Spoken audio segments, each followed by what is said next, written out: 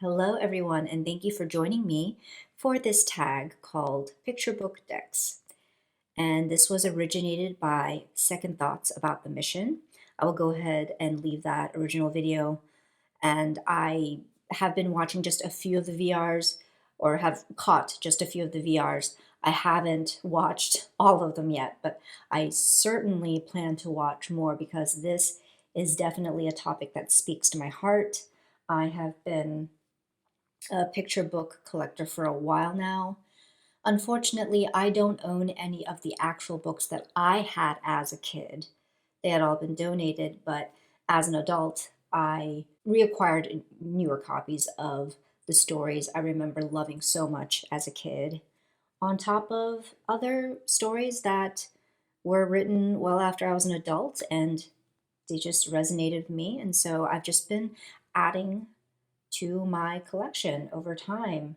And I will not show you all my picture books because I don't want to be here for hours at a time, but I try not to overthink this. So I grabbed a few at less than 10, I think. And then, of course, a few, is it less than 10? 1, 2, 3, maybe around 10 decks that I feel speak to the whole like picture of book vibe. I have way more that I could put in this category, but like I said, I'm trying to keep this to a polite amount of time. So let's start off with some of my picture books. First book, Miss Nelson is Missing, one of my all-time favorites from childhood. Again, this is not my copy from when I was a kid, but I think I got this in a yard sale.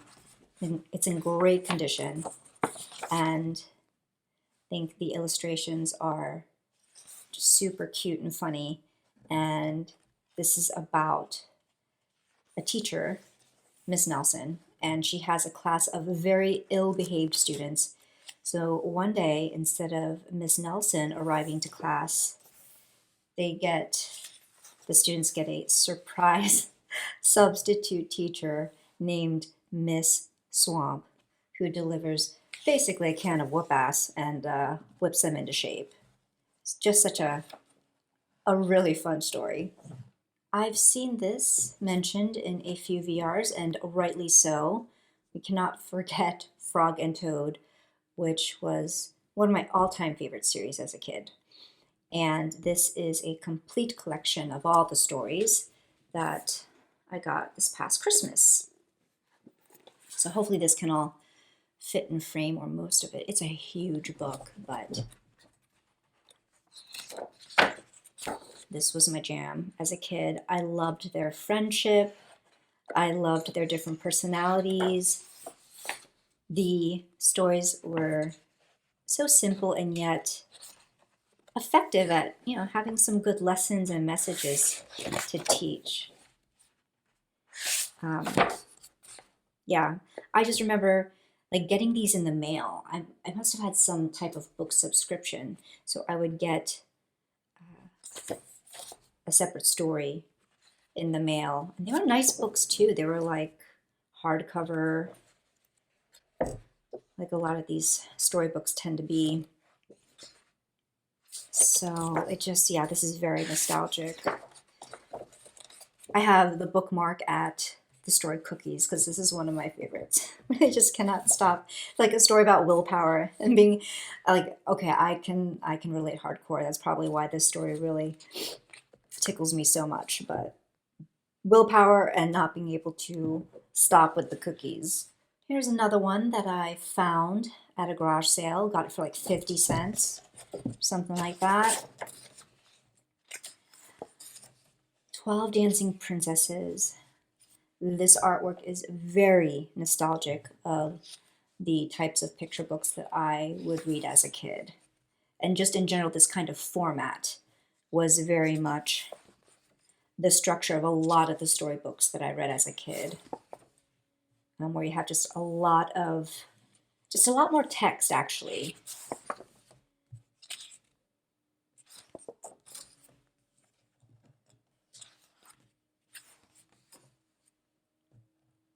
It's very beautiful and emotive art.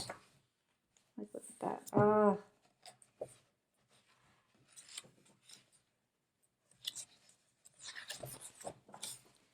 This next one, Lost and Found by Olive Jeffers. I like this person's stories. Just simple and yet, again, just poignant, you know? And I love the illustration style as well. And this one is about a boy, and he finds a penguin at his door, and he's trying to figure out what to do with him and how to get him back home.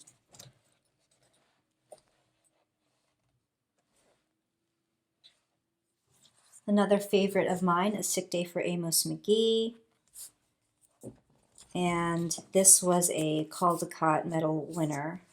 So it won for illustration, and rightly so. Illustration is frickin' amazing. So it's about this man, Mr. McGee, Amos McGee, and he goes to the zoo every day to look after his animal friends, but one day he's sick, and so he's unable to make his daily trip, and his animal friends worry about him and decide to travel to his place and to take care of him like he has taken care of them.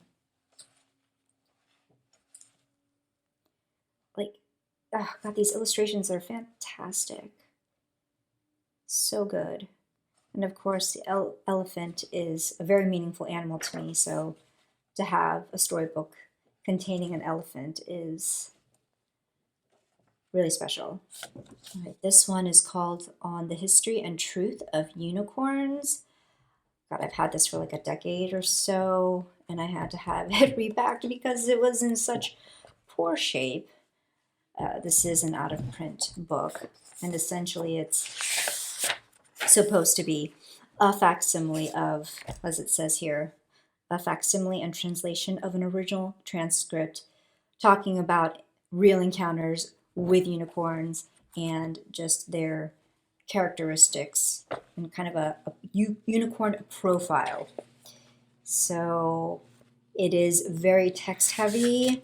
So I would say this is one where it's maybe a little more mature in content. I mean, which is not to say you can't read something like this to your kids.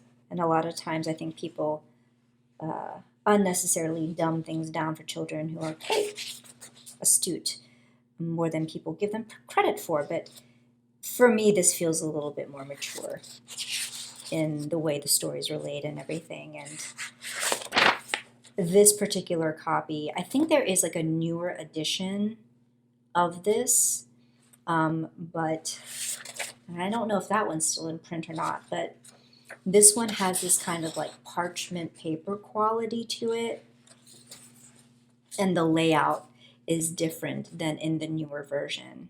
I think like the newer version has like more of like that standard kind of glossy paper, and I didn't quite like the layout as much, but so I do categorize this as a picture book. One of my all-time favorites. I just reread it recently again, just because I love it so much. And I mean, this is how I see the unicorn. There are many different visual iterations of it, and this is the one that resonates with me the most. These next two storybooks that I'm going to show are actually from a Korean drama called It's Okay to Not Be Okay. And in the US, you can watch it on Netflix.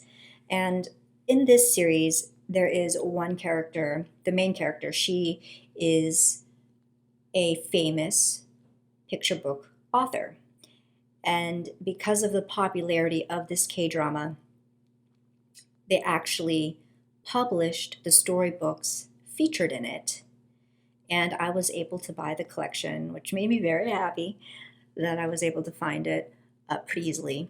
And honestly, I feel like some of these picture books from this K-drama would be appropriate. Like, when I'm thinking about like US audiences and like the US picture book marketplace, I think some of them would be appropriate and then others would not fly. I can't speak to the Korean picture book marketplace and what Korean parents buy for their children.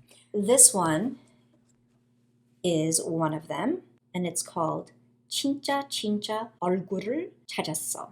And that translates to like I found my true face. I guess that would be like a decent translation. Like I'm not fluent in Korean. I'm taking lessons.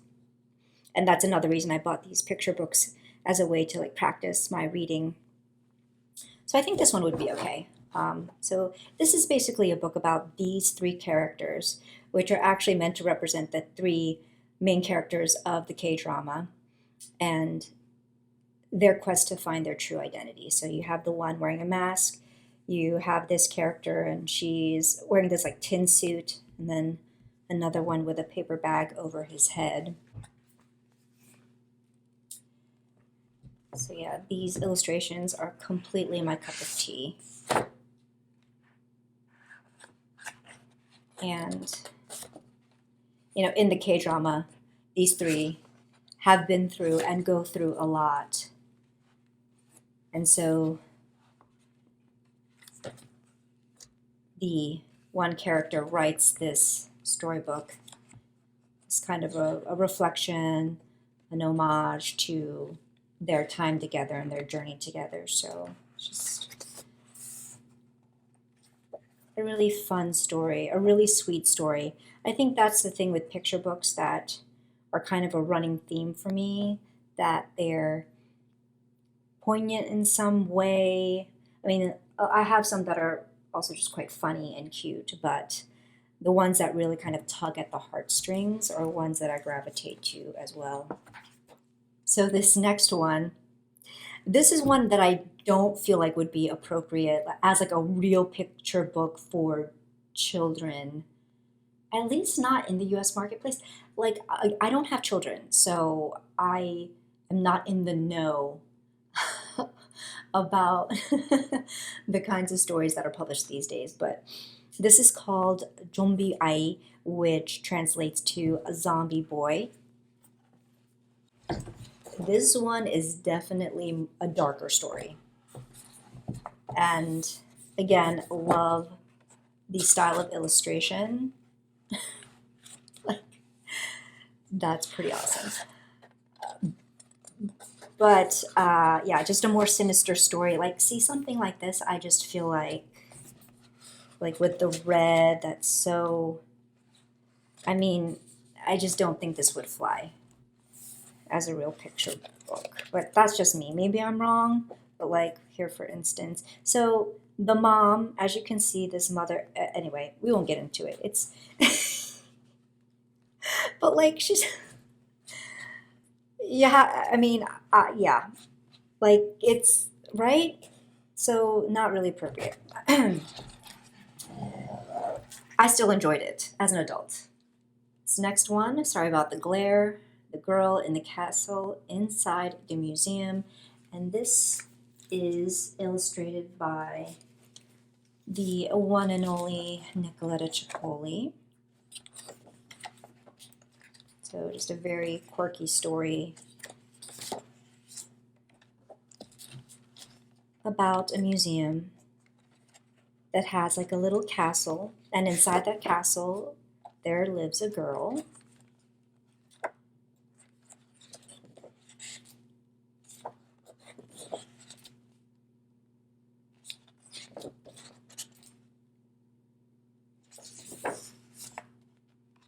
So I've already mentioned before that I do really like Nicoletta Cipolla's artwork. It's not surprising that she would be a storybook illustrator.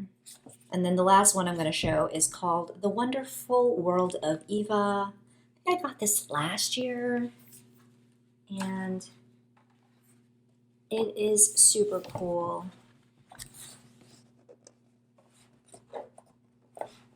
It is meant to be an account of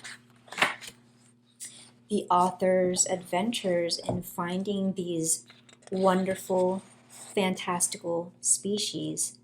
And so she actually makes note of these species and like provides pictures and things from her girlhood, and makes this kind of like profile portfolio of all these different creatures. And I think it's just really fun and creative. It's really interesting because I would say most of these figures are, just like on the cute and quirky side, maybe strange. But then there definitely are a few that lean a little creepier. So to each their own, but that's, what I love about her art. Like this one, I feel like kind of leans a little bit creepier, the Bone Stacker. So speaking of the artist Eva, of course I had to include this Oracle deck. This is, I think, the only Oracle deck that I have in my selection of picture book decks. And I had to include her because I have a book by the same artist, so this had to also enter my collection. This deck that's titled Wisdom of the Wild Things Oracle. This is glossy, but let me zoom in a little bit. So I saw this same chihuahua looking creature in the actual World of Eva book as well. But I actually think that a lot of these creatures don't, because I was checking to see if there was overlap, and I don't believe there's much of an overlap. Anyway, I haven't had this very long, but already I am so in love with it. And it's glossy, which I am all about, actually, even though it's going to catch the glare. But of course I had to show this because I love this artist.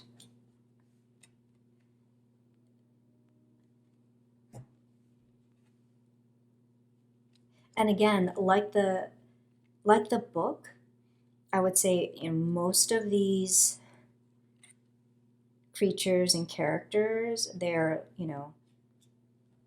quirky, maybe a bit strange and eccentric, but on the whole, just, fun and whimsical. But then there are a few that might lean a little bit creepy or sinister, depending on the person who's looking at them. But I just really enjoy this imagery. And even though this cardstock is super slippery, I don't care because I'm in like a glossy cardstock love affair right now. So it's fine by me.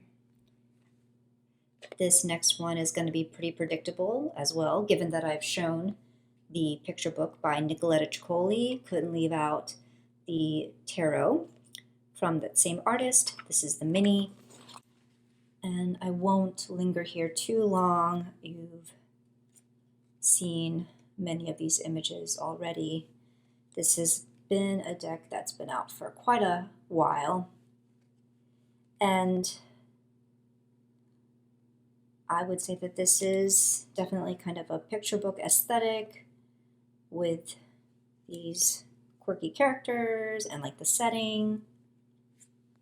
Now, what these characters are doing in several of these images might not be appropriate for like a picture book story for actual children, but just talking about the illustration style, it does feel very picture book to me. Here we have the Delos Tarot. This is an earlier version that's out of print, but there is another version that is in print that you can find on Etsy. But this to me is also very much storybook type of imagery.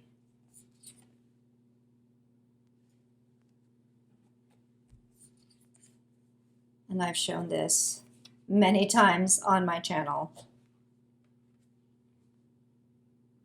Very cute.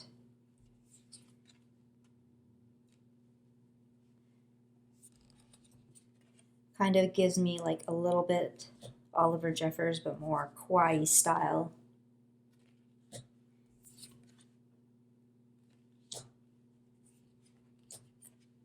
Next up is the Magical Tarot. This has been out on my table and is very much picture book vibes to me. Don't get this deck. This is from a scratch-off book. It is a shit activity book. I love this deck. Don't get it. It's not worth your time. And this illustration style, to me, just screams picture book.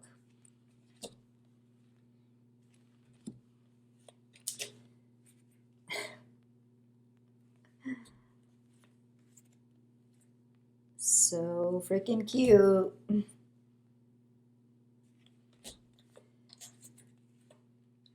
Next up, the Tarot of a Magical Forest. My copy is trimmed. Anytime you have anthropomorphized animals, it's going to feel very picture book to me, especially this style. It feels, I mean, yeah, some people might find it a little bit creepy because of some of these characters' expressions or the animals' expressions like this, but I actually find it really funny and hilarious. I don't think it's creepy.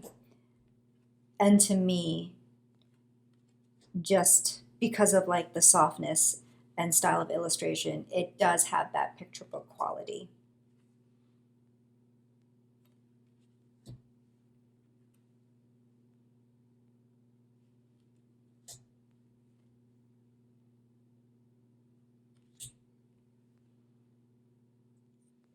The Squid Cake Marseille. Another one that screams picture book to me because of these colorful characters that I often call zombie characters. I mean, not like the zombie boy from that Korean storybook. This is, I feel this has more of a fun take on it. But, and I don't think they're supposed to be zombies. That's just how I see them.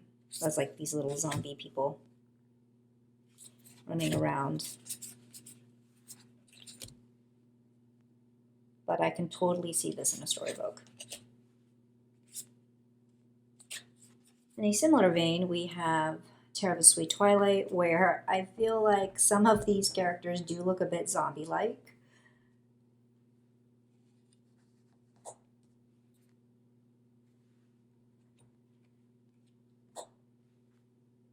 But just very, again, eccentric looking characters. I do feel like this gives picture book, you know, like storybook vibes. Even though the characters are maybe like a little more on the weird side. Or is that really how I describe it? Weird? I don't know. I'm having a hard time finding the exact word.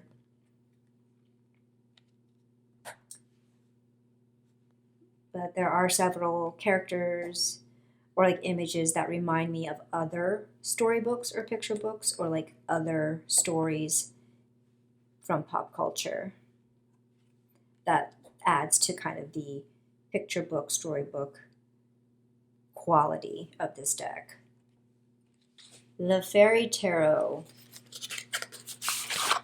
So you might see kind of like a running theme with my decks, which is that I like characters that look a bit odd, which I think these fairies look like a little bit odd. Like some of them look, I guess you would say, conventionally pretty for how a lot of times like fairies are depicted. But then other ones, they just look like this one. She looks a little weird. She looks a bit odd. And maybe like a little more sinister. I don't know. But like in the best way. I really do love these illustrations. So I could totally see this style of illustration for a kind of fantasy style picture book, or a picture book dealing with fairy tales.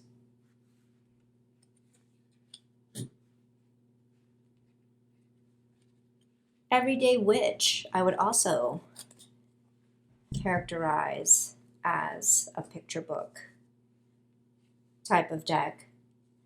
So interestingly, this is not a style of illustration that I normally go for tarot, and I can totally see this being like a great picture book style of illustration.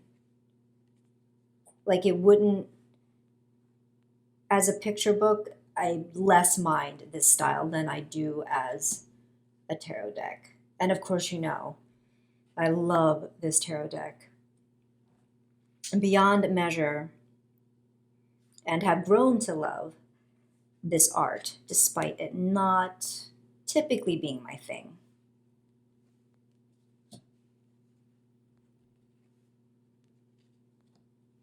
Here is my modified version of the Llewellyn Tarot, and this is a very kind of classic illustration art that I think would go well with, say, a storybook on, I don't know, fairy tales or myth or folklore.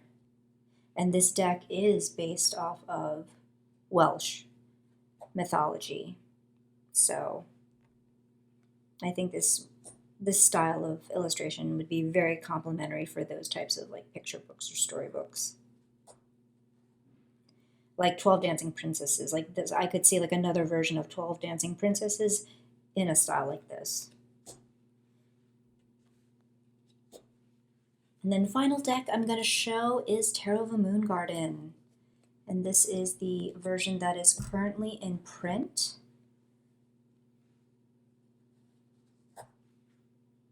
I mean, come on.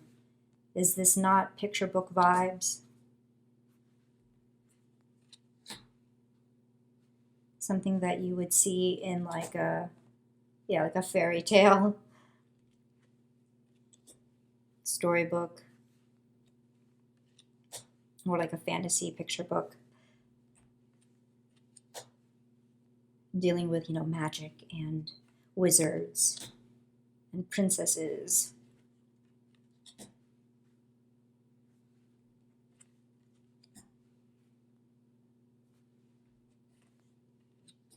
And those are all I'm going to show.